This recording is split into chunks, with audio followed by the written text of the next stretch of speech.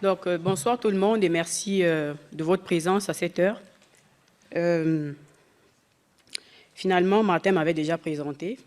Donc, le thème soumis à votre appréciation, ce sera la végétalisation des affleurements rocheux autour de la fonderie Or de Rouyn-Noranda. Donc, Rouyn-Noranda, c'est une ville qui présente généralement une géologie qui est assez particulière, marquée par la présence des affleurements rocheux. Et nous, on a constaté qu'il y a une présence assez remarquée des affleurements rocheux autour de la fonderie, dont les activités sont à l'origine du rejet dans l'environnement de l'acide nitreux sulfurique, qui est généralement à la destruction, n'est-ce pas, des sols, qui va donc provoquer la disparition des plantes. Donc, les activités de la fonderie à Rouyn-Noranda causent la destruction de sols, notamment les sols deviennent peu profonds, sont secs et ont une acidité assez élevée, avec un taux de métaux très élevé également, ce qui est donc à l'origine de la disparition des plantes. Donc, le but de notre projet, c'est de pouvoir ramener les végétaux autour de cette fonderie. Et moi, spécialement, je vais m'occuper du test de substrat. Parce que, puisqu'il n'y a plus de sol, il faut quand même qu'il y ait quelque chose sur lequel les plantes pourront pousser.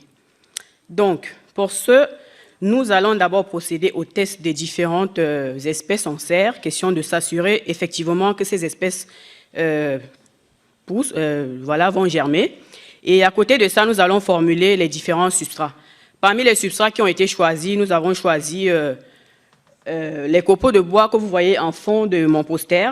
Nous avons également choisi le biochar, qui est un petit peu caché, mais qui est quand même là. Et nous avons choisi comme substrat de base le sable. Et dans le biochar, nous avons effectivement choisi deux types de biochar, notamment un biochar pyrolysé à basse température et un autre biochar qui sera pyrolysé à haute température. Donc, nous allons formuler les substrats tels que vous voyez de l'autre côté, c'est-à-dire nous aurons le sable comme un témoin, nous aurons du sable et du biochar 1 pyrolysé à basse température, nous aurons du sable et du biochar 1 et copeaux de bois, biochar 2 et copeaux de bois uniquement, du sable et du biochar 2. Donc, l'objectif déjà, excusez-moi, j'ai dû faire les choses en l'inverse. Donc, l'objectif ici, ce sera justement de déterminer la capacité en rétention en eau de chaque substrat. À côté de ça, nous allons également déterminer la teneur en éléments nutritifs de chaque substrat. Et nous allons profiter pour tester l'efficacité des deux types de biochar, c'est-à-dire le biochar pyrolysé à basse température et le biochar pyrolysé à haute température. Question de voir quel type de biochar donnera plus de résultats. Et donc, comme analyse, justement, nous allons tester la capacité en champ de chaque substrat. Voilà, nous allons déterminer, comme j'ai déjà dit, la teneur en éléments nutritifs.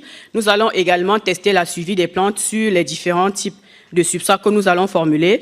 Et nous allons également déterminer au niveau des espèces le taux de suivi, de recouvrement et leur hauteur.